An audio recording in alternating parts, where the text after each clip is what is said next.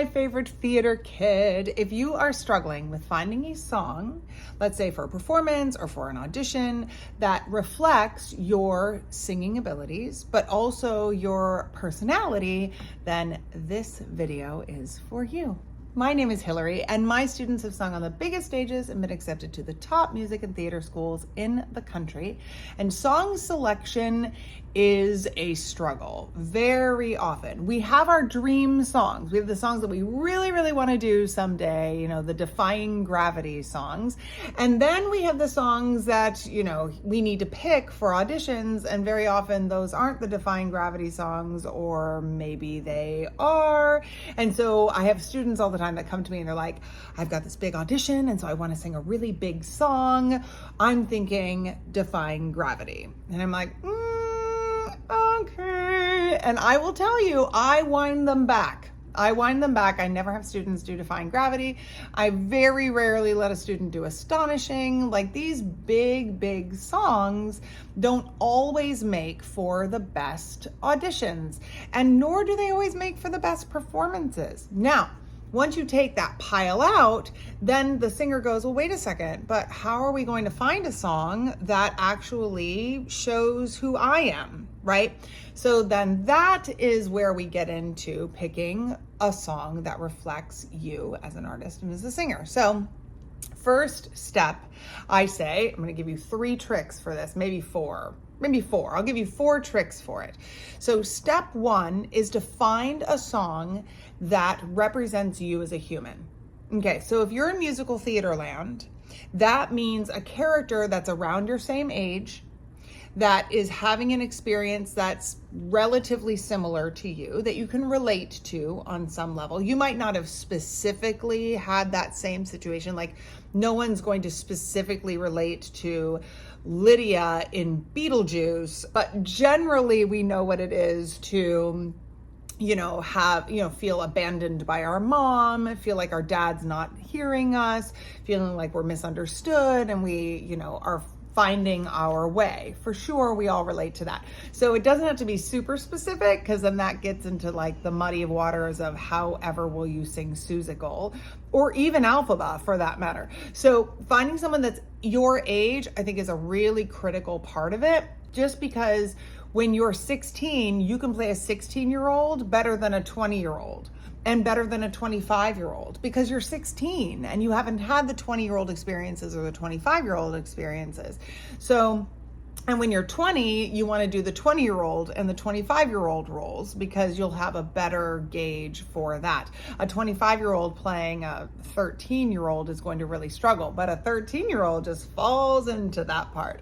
Now, granted, in high school, it's harder to find a lot of high school roles, but the beauty of contemporary music is that these contemporary musical theater composers are writing a lot more music for teenagers. And if you think about classic musical theater, Juliet in Romeo and Juliet was a high school aged girl. So there's a lot of music that can be used that's in that like high school age and like college age. Just be really mindful about like not playing a mom, for example, or not playing, a working 30-year-old in the world. It's just not where you're at now. And just remember, you're going to grow into that. When you're playing Dolly in Hello, Dolly, you're not going to be playing some of the younger characters that you want. You'll have a time for that. Now is not your time. Now is your time to do the roles that you are perfectly suited for. So find a human being that you relate to that represents you. That's number 1. Number 2, find a song that you can sing well. And this is a very general comment. Walk into auditions and performances trying to impress everybody by singing the hardest song they can come up with. Now, the hardest song you can come up with seems like, look how committed I am, look how great I am that I'm singing this really hard song. But just because it's hard for you doesn't mean that it's hard for other people. And so you're just singing a song that's a little beyond your capabilities right now. You're not necessarily singing a song that shows us as an audience or as, casting directors what you're best at. We want to know what you're best at. And the beauty is that once you show us what you're best at, if you only show us what you're best at, we assume you're best at everything. Like, we don't know. Like, if you sing a really great, C5, then we're just going to assume that the C sharp is really good too, and so is the D, because you haven't showed us anything otherwise. If you show us a C5 that's like a, kind of a little strained, then we're going to go, that's the most she can do, and she's probably going to get stuck up here or any of these notes. So find a song that is well within your singing abilities right now. And you might be, it might be really easy for you to sing in head voice. So sing in head voice, sing in the upper register. If you've got high notes for days, show us high notes for days. If you're really great at singing in belt, then show us that, right? If that's easy for you. It's actually, your goal is to show us what's easy, not what's hard. And it seems like such a simple concept, but it's such a game changer. And so often in auditions, when everybody is like angst and amped and all of that stuff and dealing with adrenaline, that is like not the time to show us what you're working on. That's a time to show us what you got sick and half dead. Like, I can do any of this, right? That's your time to really shine. So picking a song that represents you as a singer as well. So I always go, this is point number 3, if you're auditioning for a musical, then you want to find a song that can swap for a song that your character would sing. So let's say that you're playing Laurie in Oklahoma, then that's classic musical theater. That is a, soprano-y, mixy part. So I want someone like that. That's someone who is, about to come out of her home and into the world. Like, she hasn't really been in love yet, but like wants to be, right? And then I go, okay, it's a kind of a ballad. If you're doing, let's say, Out of My Dreams, or if you're doing Many a New Day, that's a little bouncier, a little more up tempo. So then I think, okay, I got to find a song that maybe Laurie would sing, but that's not from Oklahoma. So maybe I would go to like Juliet from Me and Juliet. I might do something similar composer, similar time period, like something that I could just hear this person doing and go, yeah, it's funny. Like, Many a New Day is very similar to the message in this song. So then that would be an easy pick. And I happen to make a little list. I've got a Google sheet of song swaps. So if I have a student that's auditioning for this part and they're expected to sing this role, then I'll have a song swap for it, because so often in these auditions, they don't want you singing that song. They want you to, show us something different. And then if you get a callback, you get to sing it.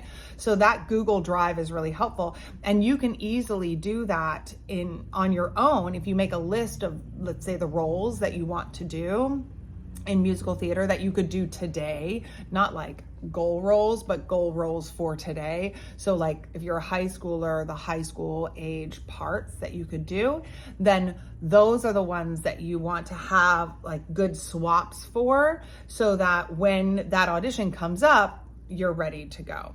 Okay, so then the 4th thing, and this is maybe not talked about ever, but I always say, do a song that you have a really big opinion about. Do a song that you listen to other people do it and you're like, oh, they are just not doing it right. They just don't get Laurie from Oklahoma. They don't get Alphaba. Like, they are missing that she is 100% like this, and they are playing her like this. So when you have a big opinion, then you can come in to that audition and show us your big opinion, which means that you're not only showing us the character, but you're also showing us you, and that you are coming to the table as an artist. And as a director, I want to go, okay, well, this person comes in with something to work with.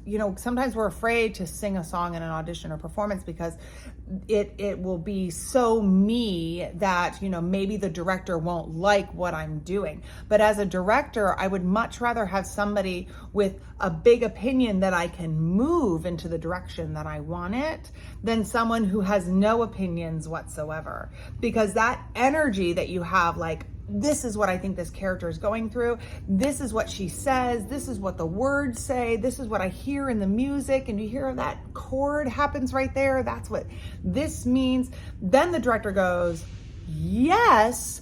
And it can also mean this. And I'd love to see you explore this part, this aspect of the person that you're playing. So that gives you 4 ideas. Find one that you relate to as a human. Find a song that you relate to as a singer. If you're auditioning for a musical, find a song that you can swap in the show that has a similar message, and then come to the audition with a big opinion. And then you will feel like you've really found a song that does represent you as a singer and all that you can do today, but that also shows them every bit of who you are, because that's equally as important.